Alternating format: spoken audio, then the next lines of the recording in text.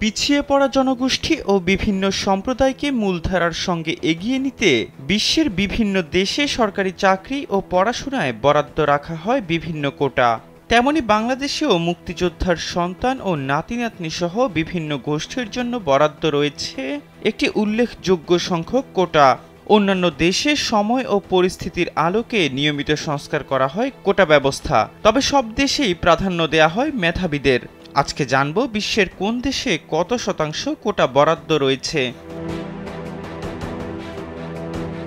জনসংখ্যায় পৃথিবীর দ্বিতীয় বৃহত্তম দেশ ভারত। এ দেশে মোট 4 ধরনের কোটা রয়েছে।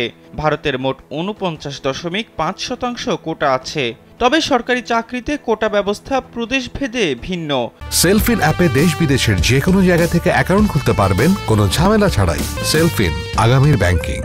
দেশটিতে একটি পরিবারে শুধু একজনই এই কোটা ব্যবহার করতে পারবে এবং উচ্চশিক্ষায় কোটার ব্যবহার করা হলে চাকরিতে সেই ব্যক্তি আর কোটা ব্যবহার করতে পারবে না। নেপালের সরকারি চাকরিতে 2 ভাগে বিভক্ত কোটা ব্যবস্থা, একটি 55% সাধারণ কোটা এবং অন্যটি 45% সংরক্ষিত কোটা। সংরক্ষিত কোটার মধ্যে নারী, উপজাতি, মাঝেসি, দলিত সম্প্রদায়, প্রতিবন্ধী এবং পিছিয়ে পড়া জনগোষ্ঠীকে রাখা হয়েছে। পাকিস্তানে কোটা পদ্ধতি চালু আছে বিভিন্ন অঞ্চলের জনসংখ্যার উপর ভিত্তি করে। দেশটিতে কোটা পদ্ধতির মূল কারণ বিভিন্ন ক্ষেত্রে সব অঞ্চলের মানুষ যেন সমানভাবে অংশ নিতে পারে। মালয়েশিয়ায় উচ্চশিক্ষার ক্ষেত্রে জাতিগত কোটার মোট 55% সুবিধা পেয়ে থাকে মালয় জনগোষ্ঠী। অন্যান্য ক্ষেত্রে 60% সুবিধা ভোগ করে মালয় জনগোষ্ঠী আর বাকি 40% ভোগ করে অন্যান্য জনগোষ্ঠী।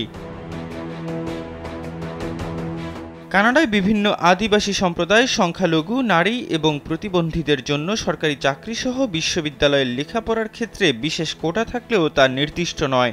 অন্যদিকে যুক্তরাষ্ট্রে শুধু শতকরা 8% চাকরি প্রতিবন্ধীদের জন্য সংরক্ষিত থাকে। নারীর ক্ষমতায়নে ইউরোপীয় ইউনিয়নভুক্ত দেশগুলো 2012 সালে এক পরিকল্পনা গ্রহণ করে। এর মাধ্যমে 2020 সালের মধ্যে নন এক্সিকিউটিভ চাকরিতে 40% নারী প্রতিনিধিত্ব নিশ্চিত করে। এছাড়া শারীরিকভাবে অক্ষম ব্যক্তিদের জন্য শতকরা 4% কোটা রাখা হয়। জাপানে বুরাকুমিন সম্প্রদায়কে সরকারি চাকরিতে বিশেষভাবে প্রাধান্য দেয়া হয়। ব্যক্তি মালিকানাধীন বা বেসরকারি কোনো প্রতিষ্ঠানের কর্মী সংখ্যা 5% হলে বুরাকুমিন এবং আদিবাসী সম্প্রদায়ের জন্য 5% কোটার ব্যবস্থা রাখা হয়েছে। চীনের মোট জনসংখ্যার 8% হচ্ছে বিভিন্ন জাতি ও আদিবাসী সম্প্রদায়। তাদের জন্য সরকারি চাকরিতে অপেক্ষাকৃত কম যোগ্যতার বিধান রেখেছে। প্রতিবন্ধী ব্যক্তিদের জন্য দেশটিতে এখনও 1.5% চাকরি সংরক্ষণ করা হয়। এহসান আব্দুল্লাহ, কালবেলা ডেস্ক।